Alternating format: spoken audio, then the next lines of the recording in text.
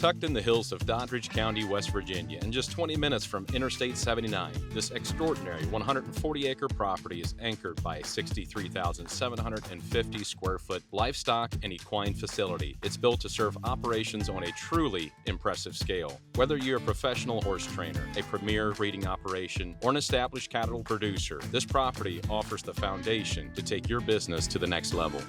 The back half of the building has been finished out in metal and upgraded with circulation fans, bright LED lighting, and more. The heart of the building is the 190 by 130 indoor arena.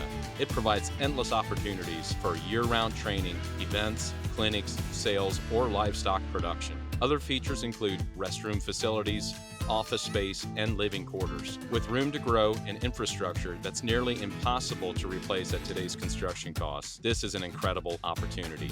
View the property for yourself at the open house on September 15th from 11 to 1.